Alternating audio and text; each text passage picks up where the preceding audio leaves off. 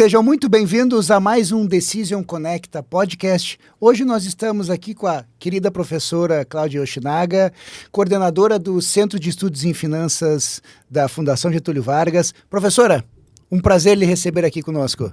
Igualmente, obrigada pelo convite, Daniel. Ah, coisa boa. Prof, eu sempre gosto... Posso chamar de prof? Claro. Tá bom. Eu sempre gosto de começar conhecendo um pouquinho da história pessoal, né? Então eu queria que você me desse, obviamente, me comentasse um pouquinho sobre a sua história, quem é Cláudia Yoshinaga, da onde veio, né? Como que ela entrou nesse mundo de finanças da Fundação Getúlio Vargas. Prof, por favor, conta um pouquinho para nós. Então tá bom. Eu sou formada em administração. Minha carreira acadêmica eu fiz na Universidade de São Paulo, na FEA. Né? Então eu fiz graduação, mestrado e doutorado lá. Já o mestrado e o doutorado já com foco na área de finanças. Né? E essa foi a minha formação acadêmica.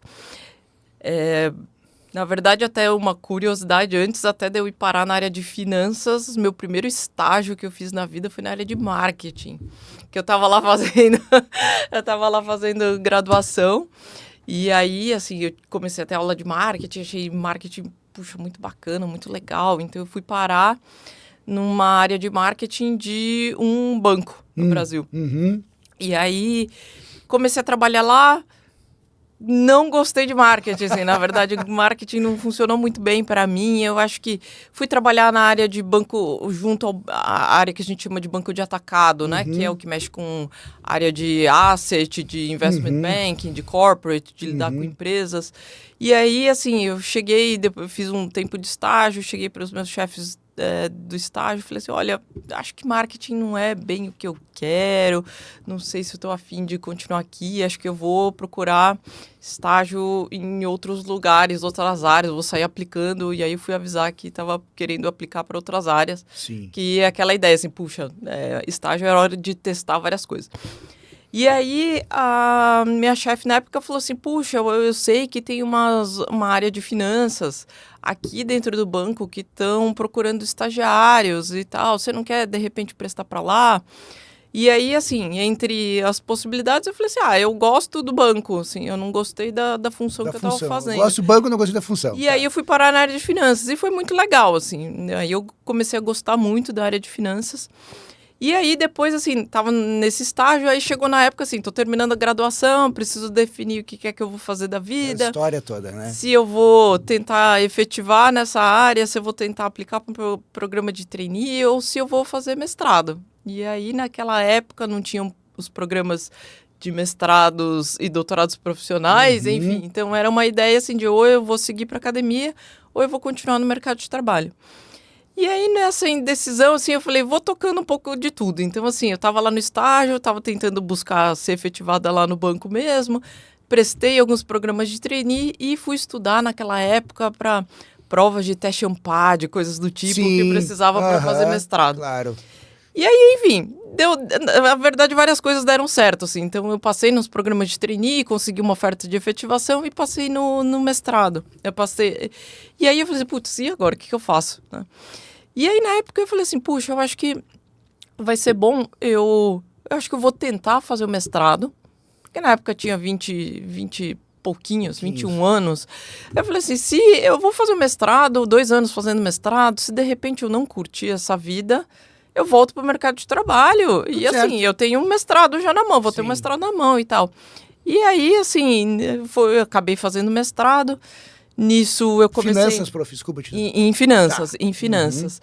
E aí eu comecei, assim, ingressei nessa carreira acadêmica e, assim, do lado profissional, o que deu certo para conciliar com essa vida de mestrado e doutorado acadêmico foi ingressar no mundo de consultoria, né? Então eu trabalhei sempre desde... Consultora.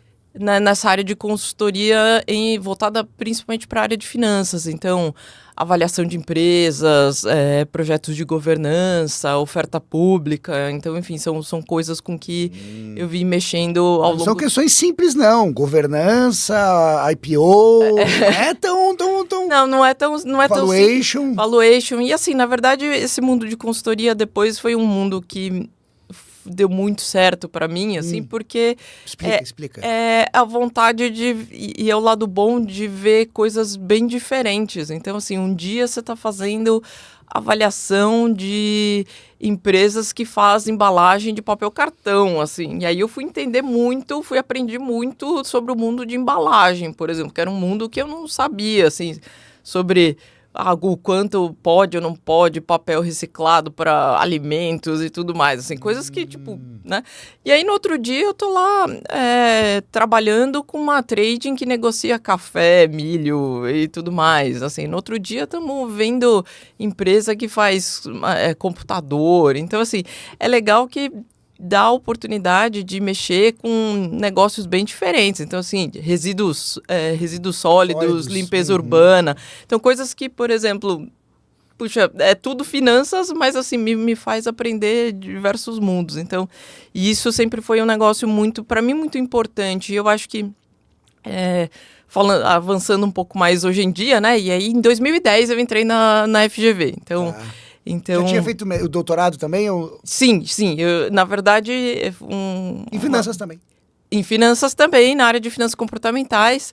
E, assim, eu terminei meu doutorado em dezembro de 2009 e comecei a trabalhar na FGV em fevereiro de 2010. Eu recebi minha oferta, um convite para participar do processo seletivo da FGV na IASP, na minha defesa. Eu tinha lá um professor da minha banca de doutorado, que era o professor William Eide, que era da FGV, se aposentou recentemente, e aí ele falou assim, poxa, estamos precisando de professores para a área de finanças e tal, você está terminando agora, você não quer fazer um processo seletivo e tal. E assim, comecei em fevereiro de 2010. E assim, 15 anos. 15 anos. 15 anos se passaram.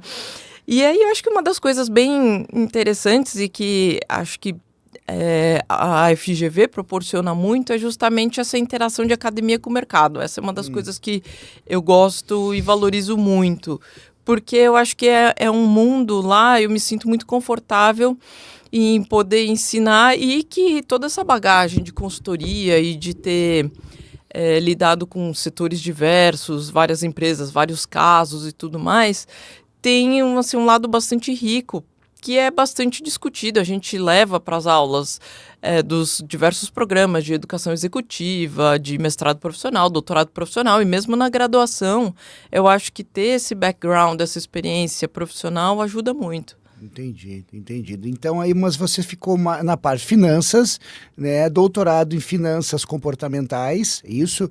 Finanças comportamentais é algo que mexe muito comigo. Eu gosto muito de tentar compreender, porque acho que a gente trabalha uma parte de números, mas a gente trabalha o cérebro junto. Explica um pouquinho, prof, dessa questão de finanças comportamentais.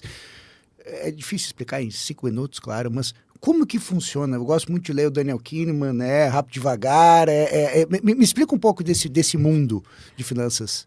Quando a gente vai estudar finanças lá na graduação, os primeiros contatos com finanças, eu falo que é parecido com aqueles exercícios de quem fez aula de física, quando a gente estava lá no...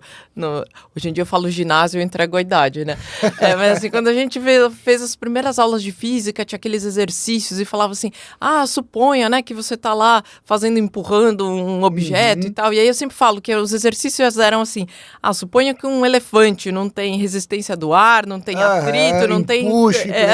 tudo perfeito. E quando a gente vai falar de finanças também, a gente começa a estudar finanças, mas as regras, vai avaliar um projeto de investimento. Tá bom, existe um negócio chamado VPL, que você vai calcular e tal. E assim, tudo parece muito simples, né? Coloca lá na planilha e tal, assim, cospe o Excel, hoje tal, ainda não sei com o quê. o chat GPT, pronto. E assim, na prática, a gente sabe que as coisas não funcionam bem assim, né? E que, assim, muitas vezes é um ser humano tomando decisões e que a planilha pode até fazer a conta, mas quem coloca o número lá, ou é um chat GPT, mas depende muito da interação humana, então tudo tem muito viés, né? Viés do decisor é muito importante, viés do programador, viés do algoritmo, tem vieses em todo canto.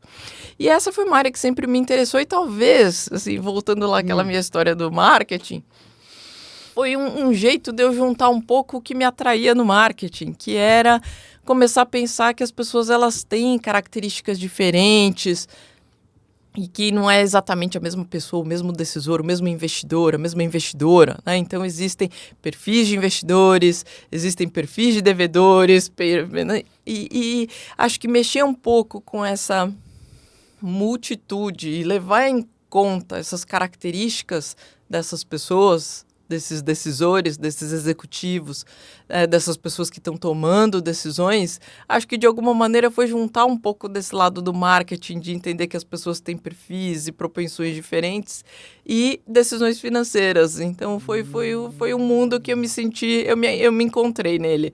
Entendido. Então, é que nem aquela questão, né? Quando a gente está fazendo um marketing para, não sei, uma empresa que trabalha com surf ou um marketing de um banco, são pessoas, são perfis completamente diferentes.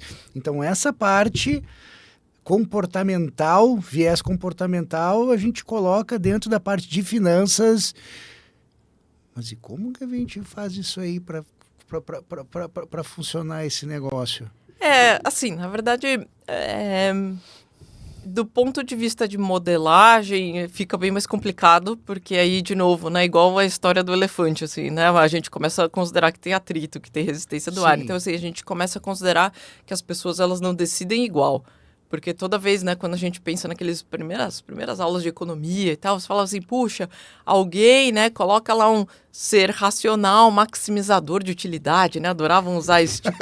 E aí falava assim, não, para escolher entre faz isso ou faz aquilo, todo mundo vai decidir igual. E aí a gente sabe que a experiência prática, a realidade É outro. Então, assim, isso torna um pouco mais complicado. Por outro lado, a gente vê, eu acho que esse é o lado interessante de quando a gente começa a pensar no quanto a ciência evolui do ponto de vista teórico e o que as empresas vão tocando do lado prático, né? De alguma maneira a gente vê que as empresas elas já sabem que existem clientes de perfis diferentes e tudo mais e começam a atender de maneira diferente. Então eu acho que é começar a entender as características humanas e conseguir passar a considerá-las no processo. Então, assim, existem não só essas características que tornam, né, as pessoas diferentes, mas também existem algumas características, quando a gente vai falar de decisões financeiras, que elas são meio comuns a todo mundo. Então, assim, Daniel Kahneman é um pesquisador israelense, ganhador de Prêmio Nobel de Economia e tudo, sendo que ele é psicólogo. E aí, uma das coisas que ele foi mostrar é o quanto, por exemplo, no geral, quando a gente vai tomar decisões de investimento, nós somos avessos a perdas. A gente sofre mais na perda do que fica feliz no ganho. E isso, assim, na verdade, até é uma característica que é comum para todos os seres humanos. Então, assim, também é começar a levar em consideração que esses vieses existem e começar a pensar em como é que pode se reduzir ou tentar minimizar os efeitos desses vieses para a tomada de decisões não tão racionais assim. E dentro disso, prof, você também comentaste, tem uma outra área que acredito que você gosta bastante também, que seja a parte de governança, né? Como que, aonde que entraria a parte de finanças comportamentais dentro da governança? Na parte financeira em si mesmo ou... Eu acho que tem da parte financeira e eu acho que tem muito de efeitos de interação, principalmente de decisões em grupo e decisões... Porque a gente está, no geral, quando a gente vai falar de governança, estamos falando de uma estrutura que envolve uma série de pessoas, né? Uma série de órgãos até, né? A gente está falando aí que existe conselho de administração das empresas. Quando a gente vai falar de empresas familiares, vai existir potencialmente um conselho familiar, vai ter um conselho fiscal, vão ter executivos, né? Diretoria executiva das empresas e pode, dependendo do tamanho da empresa, ter outros acionistas, né? Sim. Outros grupos envolvidos. Então, assim, na verdade, um monte de gente... cabeça diferente. Interagindo, talvez com propósitos não exatamente... Assim, todo mundo quer o melhor para a empresa, mas talvez com foco ligeiramente diferentes. Então, assim, isso potencialmente pode levar tanto é que uma das questões importantes importantes de governança é conflitos de interesses, como se lidam com os diversos conflitos de interesses que podem existir. E aí eu acho que existe toda essa parte de finanças comportamentais também para discutir, pensar e analisar como é que funcionam essas interações, né? Que tipo de incentivo, e aí eu acho que também uma outra área que é bem importante na área de finanças comportamentais é que tipo de incentivo que se tem e o que é que se espera em termos de resultado, né? Então, só para dar um exemplo de como nem sempre a boa intenção leva a bons resultados, teve uma pesquisa que foram fazer, e aí depois a gente volta para a empresa, mas é com creche, crianças e creches. Uma creche em Israel, e isso foi feito em Israel. Um dos principais problemas que uma creche tem é pai e mãe buscando criança atrasada na escola. Perde a hora, não vai pegar e tal. Então, e isso cria um problema sério, assim, para a escola, né? Porque... Sim, tem funcionário, tem horário. Tem né, o funcionário que tem que ficar mais tempo lá para esperar, a criança achando que os pais abandonaram e tal, Sim. né? Drama psicológico à parte e tal. Então, isso é um problema. E aí a escola falou assim, puxa, temos que tentar fazer um jeito de tentar... assim, fazer com que isso se reduza, né? Acabe esse problema de atraso para pegarem as crianças. O que é que a escola resolveu fazer? Vamos criar uma multa. Então, assim, na verdade, agora, todo pai ou mãe que chegar atrasado para buscar a criança na escola vai levar uma multa. O que é que eles esperavam com isso? Desejo, reduzir atrasos. Mexendo no que bolso. Aconteceu? Aumentou pra caramba. Tu tá brincando?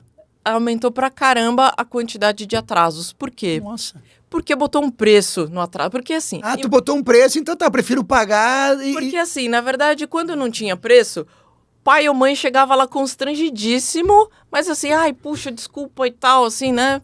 Agora... A partir do momento que criou um preço, tá bom, já atrasou e bobear. O comportamento agora da pessoa... vou fazer a compra e tal, não sei o que, já vou pagar mesmo, né, a multa.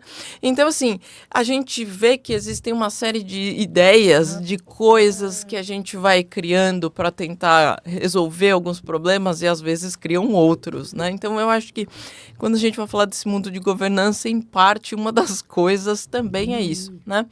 E aí a gente pode discutir também uma série de questões. Hoje em dia, outro assunto que está muito em pauta, questão de diversidade, né? No sentido de quais características parecem que fazem ou não mais diferença em performance, em aversão a risco, em tomada de decisão. Então, assim, eu acho que existe muito em termos de interação de finanças comportamentais e governança nessa área. Porque quando a gente fala, agora tu comentaste diversidade, né? Tem uma questão que eu escuto bastante, que é o seguinte: quando a gente, minha concepção, temos sim que colocar diversidade dentro de empresas, ponto. Mas existe todo tipo de diversidade, né? Diversidade geral, no caso. Existe uma questão de que quando tu tem aí uma pergunta, né? Falta de conhecimento meu. Quando tu tem uma diversidade muito grande num conselho, por exemplo, teoricamente, para tu chegar numa decisão única, é muito difícil. Como que um conselho, como que a governança, ela vai lá, bate o martelo e é isso aí? Como que ela trabalha para que consiga, tendo uma divergência tão grande dentro do conselho fiscal, conselho familiar, no caso, como que a gente chega num denominador comum, digamos assim? Claro que não é simples, né? Mas como que você poderia dizer que a gente minimiza essas dificuldades? Assim, acho que nenhuma solução é perfeita e não vai, assim, não existe uma regra que vai ser a bala de prata, né? Acho que quando a gente vai falar de diversidade, eu acho que uma das questões importantes é diversidade de pensamento vai ser uma parte importante, porque assim, quando a gente vai pensar num conselho, eu sempre falo que existe aquela máxima que todo mundo fala, assim, conselho é importante porque serve não só como na parte de função de monitoramento da diretoria executiva, mas também como uma parte de aconselhamento. Então, assim, puxa, em vez de depender só da cabeça de quem está lá sentada na presidência da empresa, existe agora, né, várias cabeças pensando. Agora, o grande problema é se essas cabeças pensam muito igual, aí a gente não tem muito benefício de ter uma instância com um monte de gente, se vai todo mundo pensar. Sempre. Então, existe, eu acho que o lado a favor de diversidade, que seria essa ideia de pensar e trazer abordagens diferentes, soluções diferentes, para não ser, de fato, só uma ressonância de todo mundo que pensa igual. Então, assim, não faz muito sentido eu ter um monte de gente, pagar um conselho para ser um monte de gente que tem a mesma opinião. Eu acho que perde um pouco o sentido, né? Quando a gente vai pensar em multitude, assim, em diversidade, uma das coisas que existe de pesquisa nessa área de diversidade é que também a gente tem que tomar muito cuidado para não cair no que a gente chama de tokenismo, né? Token na ideia de amuletinho, né? Então, existem algumas pesquisas que vão mostrar que falam assim, puxa, diversidade em várias instâncias, conselho, diretoria, é bastante importante. E aí a gente vai ver que muitas empresas colocam uma pessoa que é a pessoa diversa. Para falar assim, sim, nós temos diversos. Nós temos e aí é por isso que eles chamam de token. Nós temos o nosso amuletinho da diversidade. O problema é, essa pessoa, já existem várias pesquisas mostrando que essa pessoa sozinha, uma pessoa sozinha, encolhe, né? Ela se encolhe, e aí por isso que é importante começar a olhar a interação e como é que funcionam decisões em grupo. Uma pessoa sozinha, mandurinha não faz verão, né? Então, assim, uma pessoa diversa sozinha também não vai fazer... não vai trazer muito efeito. Então, assim, é preciso ter algum grau de diversidade.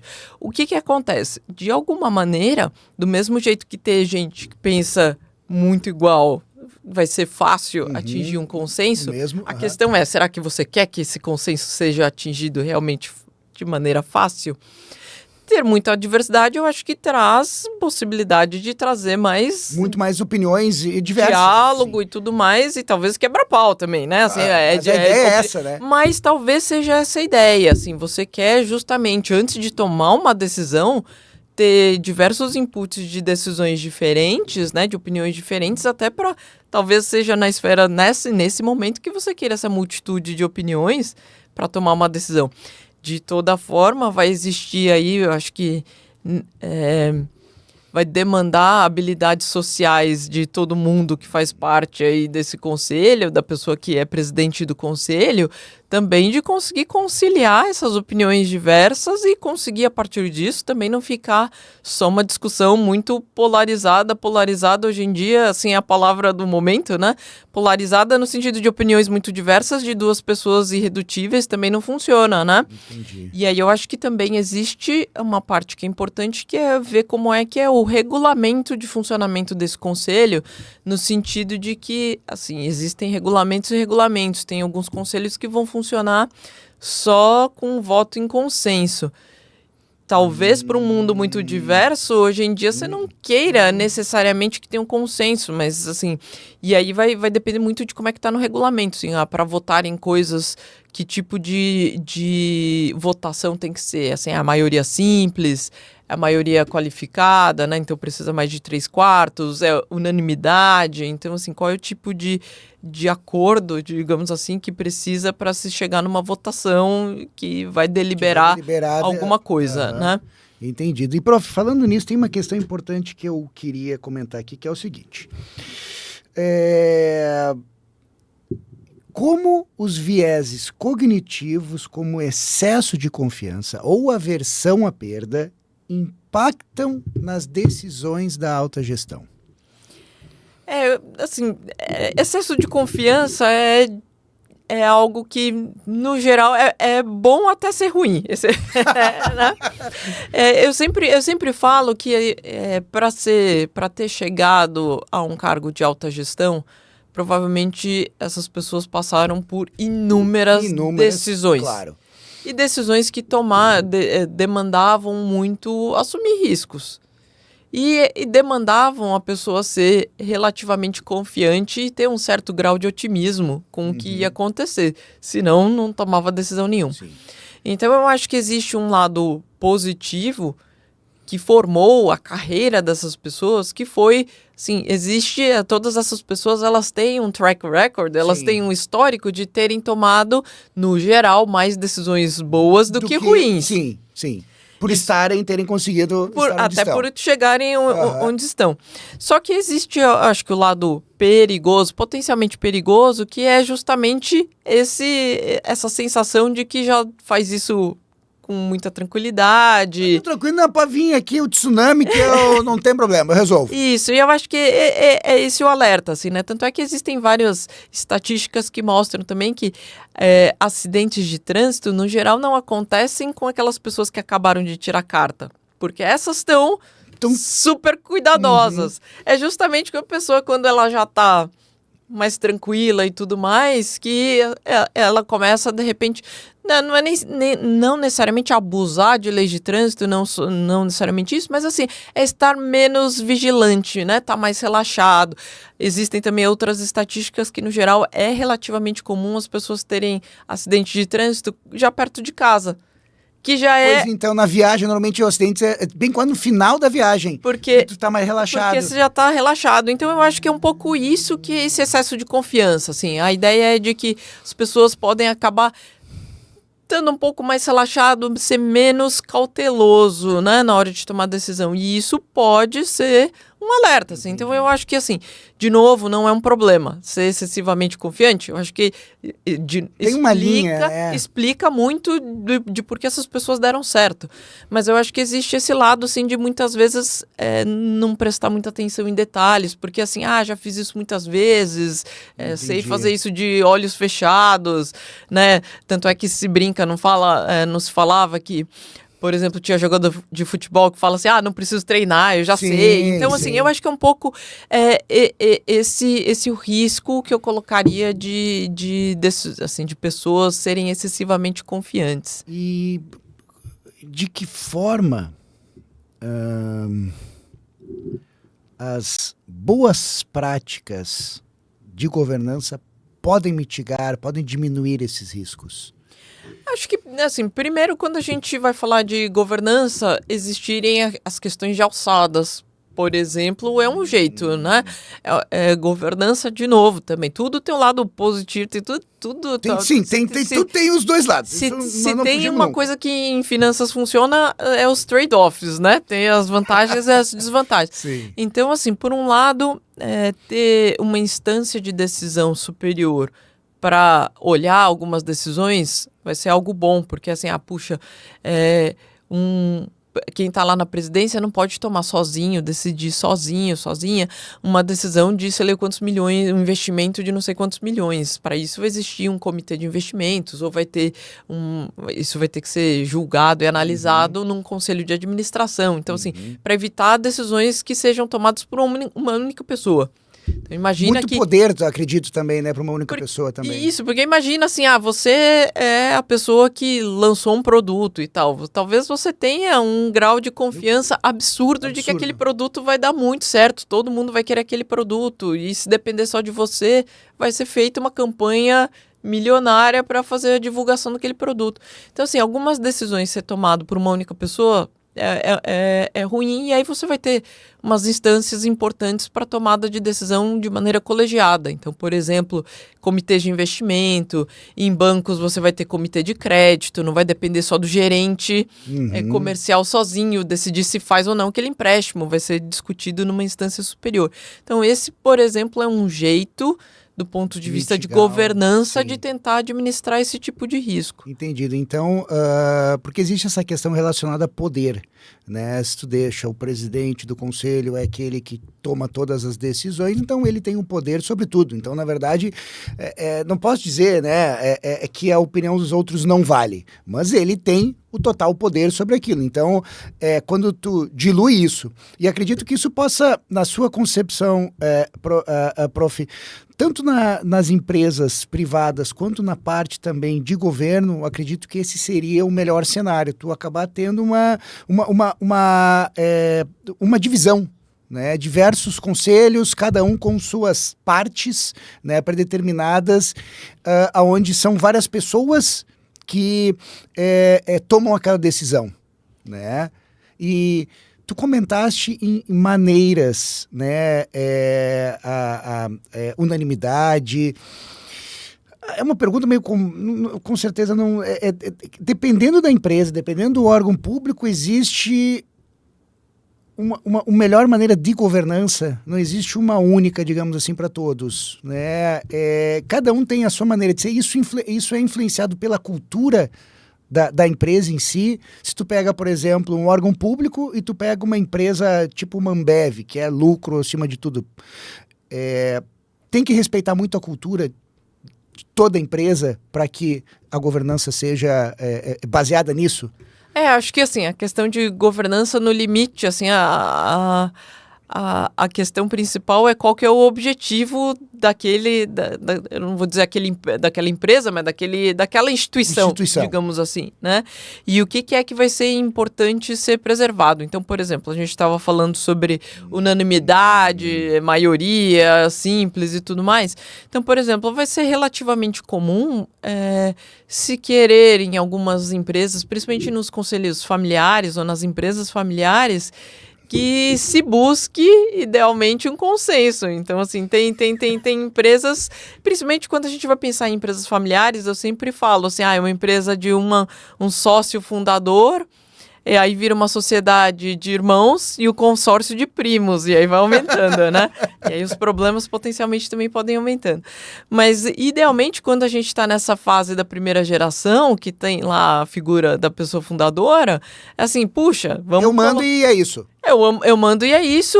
E aí, quando tiver... E aí tem inúmeros conflitos. Então, eu acho que também existe hoje, quando a gente vai falar dessa parte de finanças comportamentais, é entender justamente como é que funcionam esses conflitos que acontecem até nesse processo de sucessão e tudo mais. Tem algum exemplo que tu pode comentar sobre conselhos familiares e finanças comportamentais? Acho que tem, por exemplo, quando a gente vai falar dessa questão de votação, talvez as pessoas fundadoras, quando estão pensando em passar para essa segunda geração e vai ser uma sociedade dos filhos, né? Tem o desejo de falar assim, puxa, eu quero que tudo seja decidido em consenso. Sim. E aí, assim, achar que tudo tem que ser decidido em consenso, mas talvez isso não seja a função, assim, não seja o jeito ótimo. Então, a gente tem... se olhar até no caso das empresas brasileiras, tem casos aí de empresas brasileiras grandes, até de família que é brigada e não dá certo. E aí, às vezes, a gente vê que uma rixa interna acaba destruindo exatamente. Um negócio, assim, porque tem dois irmãos, um brigado com o outro, topa vender para qualquer outra pessoa, menos para o irmão. Então, assim, nisso você vai vendo assim, assim, um irmão quer A, e aí, assim, então eu vou querer qualquer outra coisa que não A, né? Eu vou querer B, Z, qualquer coisa.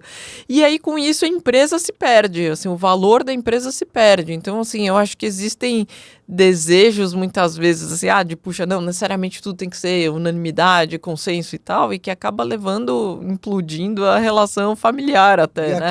Acaba a relação familiar, acaba a empresa. Acaba a empresa, muitas vezes, assim. Então, existem casos até que por conta de rupturas entre sócios, não vou nem necessariamente falar só familiares, mas ruptura entre sócios, todo mundo sai prejudicado porque a empresa perde valor, né? Começa a ter tantos reflexos dessa disputa na própria empresa que operacionalmente a empresa começa a performar pior e aquilo que era a riqueza muito grande das duas partes acaba se destruindo, né? Se destruindo. E então, continuando nessa parte de empresas familiares, né? Não existe uma governança de salvação, né? Mas existem passos, porque na verdade quando a gente passa da primeira para a segunda geração, no caso, a questão do tamanho da empresa também tem uma certa relevância, né? Você acredita que empresas de pequeno porte, vamos falar pequenas e médias, né, que são a maior parte das empresas aqui no Brasil, se tornaria... É necessário a criação de uma governança? É necessária o desenvolvimento da liderança, porque é aquela história, vamos lá, tem 3, 4 irmãos e tem uma cadeira só, né? E existe uma questão emocional, na minha concepção, gigantesca por trás disso, né? Como que deve ser montado essa questão de governança para tentar mitigar esses riscos? Existe um mínimo necessário para que a gente faça essa governança em empresas de pequeno e médio porte? Existe, que é um assunto novo para mim, então eu não tenho muito esse conhecimento, mas eu queria ver como que a gente poderia criar uma governança. Eu acho que pensar... É claro que eu acho que existem governanças que funcionam... Que você conhece grandes, né? E muitas vezes, e eu acho que isso vale para várias coisas, tá, Daniel? Muitas vezes a gente olha assim, por exemplo, ESG, como que eu adoto? E aí você, uma empresa pequena, vai lá olhar e fala assim, não, se cumprir com 400 e tantos indicadores, fala assim, não, esquece. Não vou querer nada disso. O que não quer dizer que você não tenha que pensar, mesmo tendo um negócio pequeno, em algumas questões básicas de governança. Governança está lá para ajudar a, como o próprio nome diz, a governar o negócio. E aí não vai, assim, é claro que vai fazer diferença se é um negócio gigantesco, um negócio pequeno, mas assim, ter regras mínimas de funcionamento vai funcionar para todo e qualquer negócio, né? Então, desde regras de tentar, né, a gente fala, estamos falando de um país e saiu recentemente uma série de estatísticas sobre a quantidade de MEIs, assim, né? Então, estamos falando de muita gente, negócios pequenos aqui no Brasil, né? Você vai falar assim, puxa, talvez uma das primeiras questões básicas de governança desejável que se tem é as pessoas terem uma separação mínima que seja do que é dinheiro da empresa CPF, CNPJ. E o que é dinheiro pessoal. Quando a gente vai falar por que isso, assim, não é só por questões de receita, fisco, nem nada, mas é por questões mesmo até de planejamento. Será que eu tenho certeza que esse negócio está dando certo, assim? Ou se é, assim, eu estou gastando... O problema é que eu, como pessoa física, estou gastando demais ou é a PJ que não está dando dinheiro? Então, eu acho que, assim, ter um mínimo de governança pode servir até para as coisas muito pequenas. Então, assim, desde questões básicas de organização da empresa, até mesmo de processos de tomada de decisão. Porque, assim, via de regra, a gente pode até imaginar que tem empresas que são pequenas e querem continuar pequenas, mas até tem muita empresa que quer, assim, pensa um dia ser uma empresa grande. Ou ainda que não pense, talvez ao longo do tempo, né? Quantas empresas grandes não foram pequenas dia e foram crescendo, dando certo. Então, assim, ter uma série de regras sobre como é que vai funcionar medida que vai crescendo, tomada de decisão, e tentar seguir, né? E aí eu acho que essa é uma outra questão. Então eu acho que existe uma parte de governança que é justamente, sim, melhorar o funcionamento dentro da empresa. Será que eu estou garantindo que o funcionamento da empresa tá indo bem, né? Então eu acho que existe a parte do que a gente vai chamar de governança corporativa, que está preocupada em tomar decisões e garantir que o processo funciona dentro da empresa. Acho que existe uma outra parte que aí acaba ficando um pouco junto, mas que eu acho que cada vez mais a gente tem que começar a tentar separar, que é a governança familiar. Que aí é a gente imaginar que existem famílias que são donas de negócios e tudo mais, e à medida também que essas empresas vão crescendo e essas gerações vão passando, nem sempre todos daquela família vão fazer parte daquele negócio atuando. Então, pensar em uma governança familiar começa a ser importante para não interferir tanto no negócio. Então, assim, começar a separar essas duas coisas, porque aí você já tem, começa a ter um primo que é quem toca o negócio, eu tenho lá ações, sou dono, né, de parte da empresa, mas eu não estou lá tocando o negócio. Então, como é que funciona essa governança? Então, assim, ter governança familiar também vai ser importante, porque eu acho que boa parte dos problemas é quando essas duas coisas começam a misturar demais, né? Então, assim, eu acho que e isso você vai ter em maior ou menor escala, maior ou menor impacto, dependendo do tamanho da empresa. Claro que à medida que vai crescendo, seja o tamanho da empresa ou a quantidade de família e partes envolvidas, acionistas, sócios envolvidos, isso vai se tornando mais urgente. Mas eu diria que mesmo negócios pequenos, assim, pensa num negócio pequeno que tenha 2 sócios. Puxa, você tem que ter um mínimo de regras que funcione bem, inclusive prevendo como é que se briga. Assim, eventualmente, se a gente discordar, como é que vai funcionar, assim, como é que são as regras de funcionamento. Então, eu acho que governança, ela de alguma maneira é útil e ela tem que ser adaptada para diversos tipos de tamanhos de empresa, mas eu diria assim, tem essa parte de governança corporativa, governança familiar e tem tamanhos e tamanhos aí para cada estrutura. Entendido. E, prof, mudando um pouquinho de assunto, mas mantendo essa questão relacionada a líderes, né, e liderança em si,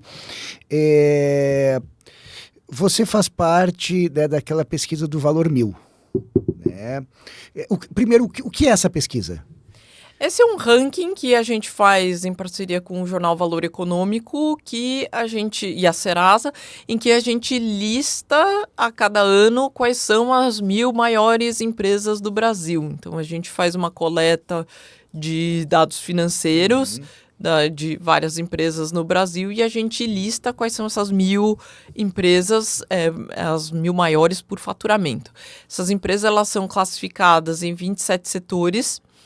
E aí, dentro de cada setor, a gente faz uma análise de uma série de indicadores financeiros e de ESG para escolher qual que é a melhor empresa de cada um desses setores. Então, esse é um levantamento que a gente faz anualmente. Agora a gente estamos no processo aí de encerrar o ano de 2024, sim, né? Imagino. E aí a gente vai ter a premiação agora em setembro de 25 agora, em que a gente vai ter a melhor de cada setor, desses 27 setores, e a empresa do ano. Então, Entendi. Isso é uma coleta e um projeto que a gente toca lá no Centro de Estudos em Finanças desde que existe essa premiação. Então, assim, desde que existe o jornal. Entendido. Poxa, faz muito tempo. E baseado nisso, que práticas de governança você acredita que se destacam entre esses líderes, entre essas empresas? A gente está falando nesse grupo das empresas que são grandes, né? Então a gente está falando no geral alguma coisa, eu não lembro exatamente o número, mas assim, empresas com faturamento de 800 milhões de reais por ano para mais, né? Então vai ter desde Petrobras, que lidera o ranking, Sim. com um faturamento para lá de bilionário, mas são no geral empresas grandes. Você vai ver que a estrutura de governança já vai ser esperado que essas empresas no geral elas tenham alguma estrutura de governança mínima. Então assim, existe um conselho, ter preocupações com relação a questões de conflitos de interesse, como é que questões de compliance, como é que essas empresas hoje lidam com questões de auditoria interna. Então, eu acho que essas são questões importantes. Outra parte do ponto de vista de governança é também começar a olhar como é que essas empresas hoje têm adotado práticas ESG e isso tem feito parte das boas práticas, inclusive, que a empresa faz. Então, diversidade de força de trabalho, diversidade nos seus conselhos. Então, a gente vem observando, e eu acho que uma das questões importantes também é assim, quando a gente vai falar dessas maiores empresas, é também ter boas práticas de governança no sentido de adotarem práticas anticorrupção e pois tudo mais, isso, né? Isso é uma coisa que eu percebo, né? Eu não posso dizer que o ESG parece que deu uma subida, né? Mas aí subida significa ser falado, né? E agora parece que ela deu uma caída, ou seja, não está se falando tanto sobre isso. Agora está se minha percepção, né, vendo mais notícias sobre questão de anticorrupção, antissuborno, isso que eu estou vendo é real ou não? Na verdade, as práticas ESG elas já estão mais formadas dentro da empresa, então elas estão sendo menos faladas? Sim e não. Sim, tá? ótimo. Sim Vambora. e não. Curiosidade. Acho que por um lado, assim, uma série de coisas que vem acontecendo no mundo tem tornado essa pauta mais fria, assim, né? Falando do lado de finanças comportamentais, talvez as pessoas estejam um pouco cansadas, assim, de mudanças climáticas, por exemplo. Todo mundo sabe que é um problema. Ontem teve um tsunami, lá, terremoto na Rússia, né? Então, assim, mudanças climáticas é uma pauta super urgente, a gente vem observando cada vez mais acontecimentos catastróficos, mas assim, tá todo mundo meio cansado, assim, que fala muito, parece que não tem jeito. Então larga. Acho que chegou um pouco nesse mundo, assim, né? Do tipo, puxa, falam 1,5 grau e tal, assim. Como não é um negócio que assim, é tão imediato, no sentido de, putz, vamos aqui afogar imediatamente, as pessoas muitas vezes acabam sendo mais lenientes com o que vai acontecer no futuro, daqui a 50 anos. Não sei se eu vou estar aqui. Então, assim, as pessoas estão meio cansadas. Então, acho que isso deu uma arrefecida. Além de questões políticas, posicionamentos políticos que também tornaram essa pauta mais fraca, né? Então eu acho que tem esse lado um pouco mais perverso, talvez pro lado de ESG, assim, contra ESG. Por outro lado, eu acho que algumas empresas começaram a adotar de maneira um pouco mais corriqueira. Puxa, não deveria... A gente até gostaria que, assim, dado que os principais grandes escândalos de governança aconteceram no início dos anos 2025, sim, a gente está aqui ainda discutindo, poxa, não pode ser corrupto, assim, sim, parece até um negócio do tipo meio, estamos falando o óbvio, assim, né? Então, assim, talvez a gente tenha uma adesão maior, ESG fazendo parte do DNA das empresas, de algumas empresas já sendo mais construídas dentro dessa lógica. E eu diria que também, hoje em dia, a gente está tendo, acho que, uma avalanche de IA. Então, assim, trocou... assim, é muito... do lado de que ESG era modismo, então eu acho que existe esse modismo que foi substituído, tira ESG... Cansou o assunto, vamos falar sobre IA. E aí a gente tem, então, por exemplo, o que no passado se falava muito sobre greenwashing, que era a preocupação de empresas começarem a fazer muita publicidade sobre serem super verdes quando não são. Hoje em dia a gente tem o que a gente chama de AI washing, né? As empresas dizem que estão adotando práticas, estamos super tecnológicos, tem e-mail, é isso, né? Assim, às vezes não tem nada de inteligência artificial, mas assim... sai dizendo que faz muita coisa, investe. Então, assim, o modismo trocou de letrinhas, né? Então, sai ESG, entra IA. E eu acho que, assim, um momento político, mais essa questão eu acho que do cansaço, né? Então, tem até muito se fala dessa era do cansaço e tudo mais. Eu acho que as pessoas cansaram um pouco de falar assim, puxa, toda hora fala de pauta climática, parece que não tem jeito, mas assim, tô aqui, o que é que eu vou conseguir fazer? Não vou conseguir fazer nada, então assim, vamos entregar pro destino, né? Entrega pro universo. Entrega pra Deus e deu.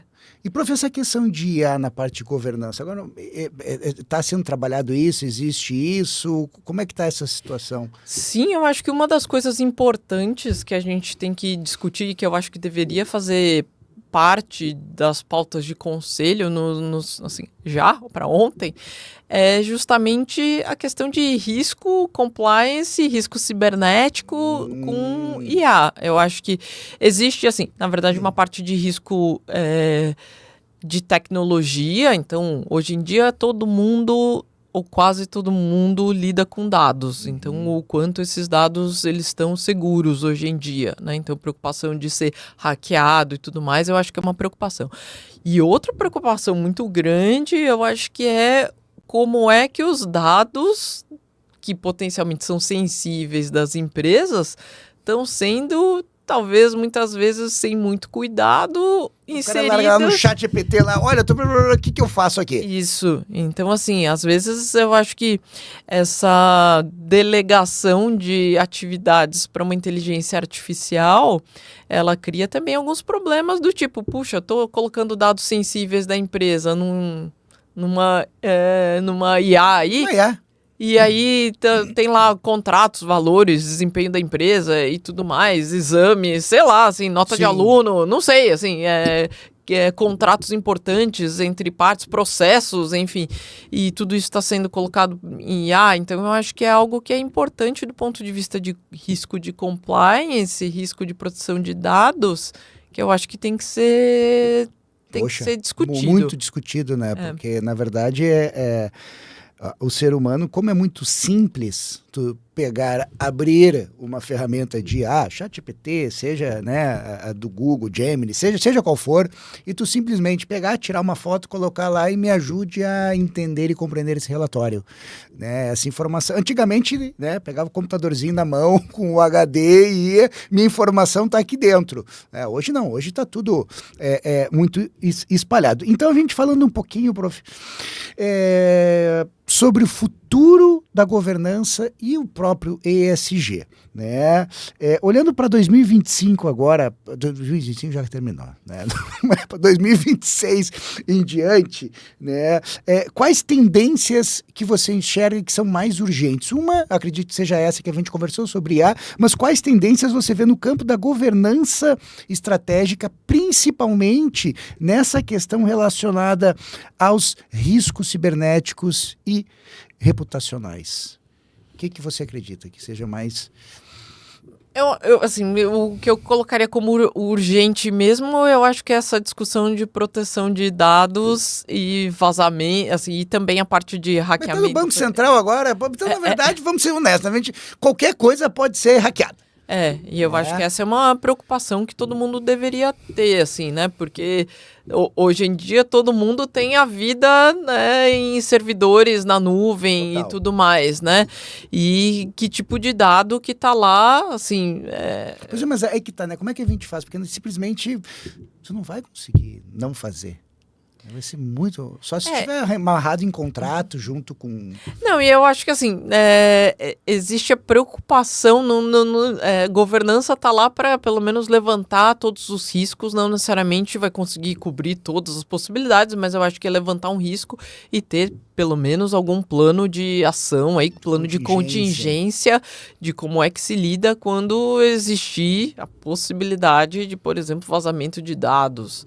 Ou qualquer, né, uma invasão hacker. Antigamente tu falava pro colega, esse era o máximo do vazamento, né? Então, assim, como é que se lida com isso? Questão reputacional também, né? Então, assim, a gente também tá falando de greenwashing e tudo mais. Eu acho que hoje em dia as redes sociais, de alguma maneira, faz com que qualquer tipo de notícia, verdadeira ou não, viralize muito rápido, né? Tivemos aquele fato do show do Coldplay. Então, e aí, assim, isso antigamente, imagina, algo que acontece lá no hemisfério norte e tal, para chegar aqui no Brasil, demoraria muito. Hoje em dia é imediato. Não, entendeste? E chega no mundo inteiro. Então, assim, como é que hoje essas empresas estão preparadas para uma crise reputacional que pode acontecer a qualquer instante? A qualquer instante. E, assim, pode ser legítima, não ser legítima, pode ser fabricado por IA, deepfake, coisas do tipo. E como é que você se protege? Eu acho que, assim, existe hoje uma preocupação a mais entre as preocupações até de negócio do dia a dia da empresa, também essa questão de reputação, mídias, como é que é a imagem, né? Risco de imagem. Então, eu acho que existe essa preocupação bastante forte, que eu acho que deve fazer parte da pauta das empresas.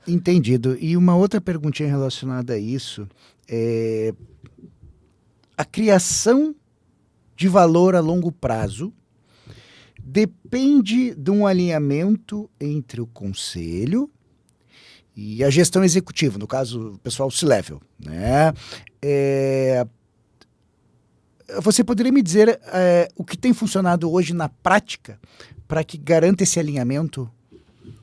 Quando a gente vai falar de Brasil... é diferente. É uma estrutura de governança diferente, tipicamente, porque como a gente tem muitas empresas que são familiares, a gente vai ter, no geral, um conselho que vai ter boa parte dos representantes da família. E a diretoria, no geral, ela vai ser muitas vezes apontada pela própria família. Então, assim, você pode ter... quando não é a própria família, tem alguém da própria família também nessa diretoria, né? E aí a gente vai ter, assim, potenciais problemas de governança, talvez, né? Se for, por exemplo, alguém que é de fora da família, né? O que a gente chama lá de CEO profissional, de fora, né? Esse alinhamento não acontecer bem, e o alinhamento não acontecer bem pode ser porque o CEO não funciona, não performa mesmo, ou até o problema não é da pessoa que está lá como executiva, mas é até o processo de sair da operação do dia a dia da empresa com a família. Então, é a família que não consegue abandonar, de fato, o operacional, as decisões executivas, né? Então, eu acho que pode existir esse tipo de problema. Se for alguém da família que ainda está dentro da empresa, do ponto de vista de governança, a gente pode ter um problema que é entre as famílias, porque aí está lá, assim, por exemplo, no conselho, hoje em dia, pensando naquelas empresas que já chegaram na fase de ser terceira geração e tudo mais, já é um consórcio de primos que estão lá como conselho, e não necessariamente todos eles estão na operação, mas estão lá no conselho. Sim. E aí tem alguma disputa familiar e divergências de que rumo que a empresa tem que tomar e como é que isso se organiza. E aí, quando a gente vai falar nessas estruturas, talvez faça sentido a gente pensar em se montar um conselho de família para se discutir questões de família. Um conselho de família, entendi. E, assim, um conselho de administração que o foco vai ser mesmo como é que vão funcionar as coisas no dia a dia da empresa, né? Entendido. Pois é, tu vê que essa questão de família tem que criar um conselho de família. Muitas vezes ajuda para tentar separar. De novo, como eu contei da história lá de separar, assim, o problema é a PJ ou é a PF? Eu acho que é um pouco isso, sabe? Entendido. E, prof, agora a gente está se encaminhando pro nosso finalzinho aqui, já estamos quase 1 hora conversando. Tá vendo? Vai longe. Por isso que eu tô tendo que me fixar em algumas perguntas, porque senão começa a perguntar e a gente não para nunca aqui. Agora, para quem está nos ouvindo, né, e deseja... A gente conversou um pouquinho, eu te pedi algumas dicas, né, mas de repente tenha surgido mais alguma outra. E deseja começar a fortalecer a governança dentro da sua empresa. Qual seria um primeiro passo? É querer, acredito que a pessoa... Eu quero colocar a governança lá dentro, né? Mas qual seria o segundo passo para implementar, melhorar essa governança dentro de uma empresa que você acredita, você? Não, eu diria que esse primeiro passo é bem importante. É bem, mais de 50%, acredito. É muito importante querer, porque assim, né, no geral, governança tá lá para ser chata de alguma maneira, assim. É que você é igual planejamento financeiro, é igual academia e tal, assim, existe uma parte que é um processo, né? E que ele é chato, assim, né? Porque você vai ter que ser mais transparente, vai ter que criar regras e respeitar essas regras, vai ter que prestar conta. Então, assim, é um processo que ele é chato de alguma maneira. É que você espera que todo esse processo mais chato traga benefícios no futuro. Sim. Ir pra academia, bom, tem gente até que gosta, mas é um negócio que é meio chato, assim. É porque você entende que lá na frente vai ter uma série de benefícios. Então eu entendo que ter essa vontade é um passo muito importante. E aí, assim, continuando a analogia com a academia, eu acho que é consistência, assim, é querer, assim, não adianta só querer também, né? Tem que fazer, assim, porque de boas intenções também... A gente, né, eu tenho muita vontade de ter saúde, mas assim, não adianta só querer ir na academia, tem que ir, né, e tem que fazer com consistência. Então eu acho que não adianta criar regra, e assim, eu acho que esse é o grande risco de governança.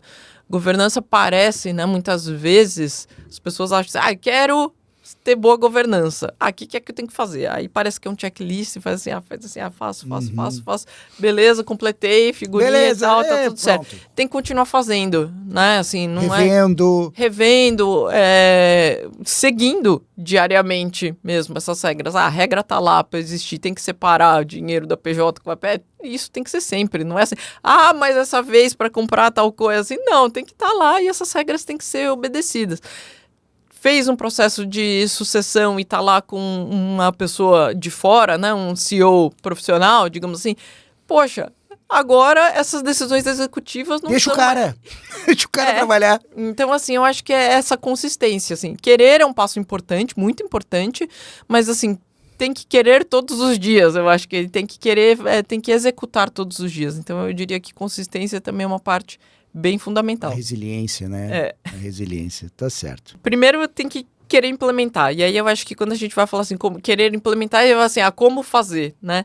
E aí eu acho que é nisso que a capacitação pode ajudar, justamente a gente pensar que existem, por exemplo, diversos cursos que vão poder tentar te ajudar a falar assim, tá bom, o que é que você tem e o que é que seria recomendável para você, que seria uma ideia de uma assessoria técnica esportiva, falar assim, não, vamos fazer uma avaliação do que é que você tem e por onde começa.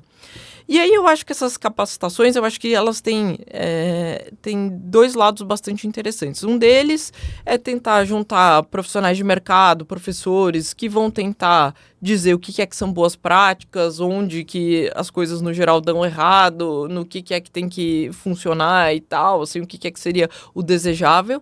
E eu acho que também a parte de networking, assim, você vai lá e tem um grupo de outras pessoas, outros executivos e executivas que estão com a mesma vontade de querer fazer dar certo e que, assim, talvez não saibam por onde começar, mas aí tem fases e fases diferentes, experiências e experiências, e eu acho que troca de experiências é um negócio importante.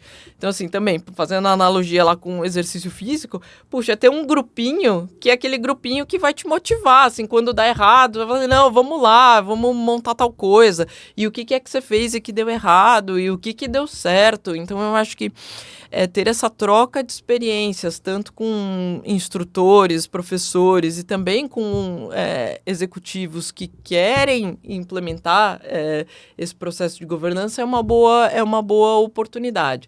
Ouvir também, né? E aí é por isso que ter pessoas que ensinem, que tenham essa vivência de ter passado pelas empresas, é justamente isso. Assim, já vi esse processo acontecer em outras empresas e já, assim... não que seja uma única solução para todo mundo, mas assim, puxa, dado que eu já vi vários casos, assim, uma das coisas que parece funcionar e que talvez sirva para você seja fazer desse jeito. Ou acho que um outro jeito vai funcionar. Tenta montar um grupo, né, um conselho de família, ou tenta fazer uma esfera, organiza os documentos, faz um regulamento de funcionamento de conselho, monta um comitê de tal coisa. Então, eu acho que é ter um pouco mais de acompanhamento para esse processo.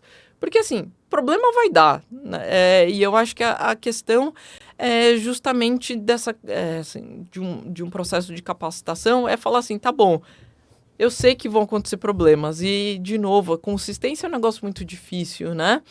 Você pode até começar querendo pra caramba, mas assim, puxa, você... ter o primeiro problema, ter o segundo problema e não desistir e continuar querendo montar, né? Então, eu acho que é justamente esse acompanhamento e talvez essa conscientização de que esses problemas fazem parte do processo, mas que lá na frente, assim, existem benefícios tangíveis, assim, que ter todo esse processo lá na frente vai ter valido a pena ter feito isso tudo, né? Assim, Entendido. a empresa vai estar mais organizada, a empresa vai estar com uma estrutura melhor, vai ter menos briga entre sócios.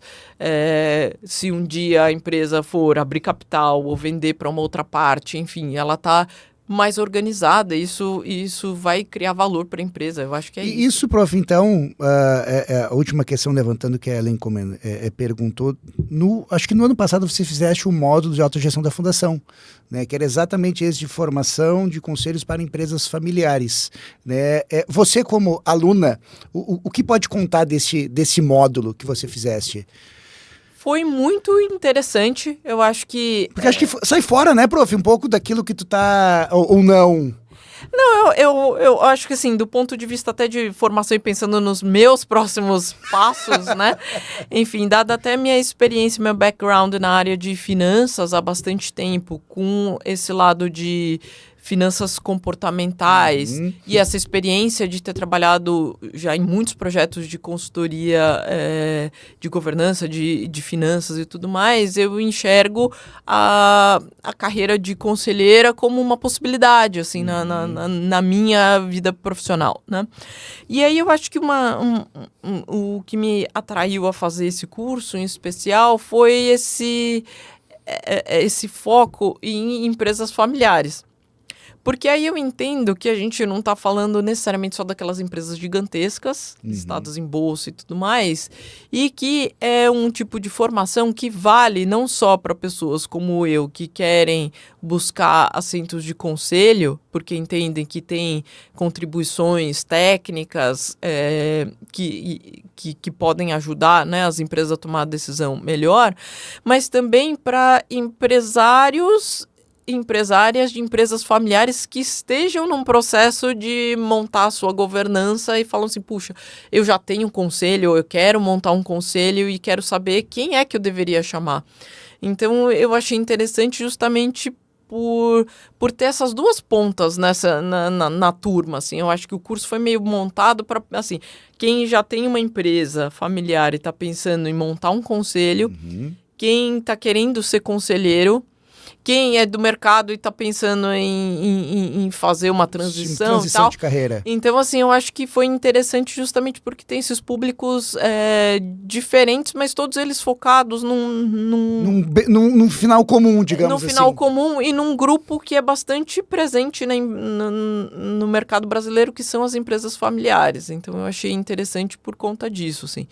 E foi muito bacana a gente conhecer gente do Brasil inteiro, assim. Então, foi uma turma que a gente tinha gente da região norte, região sul, região sudeste, tinha gente de todo canto do Brasil.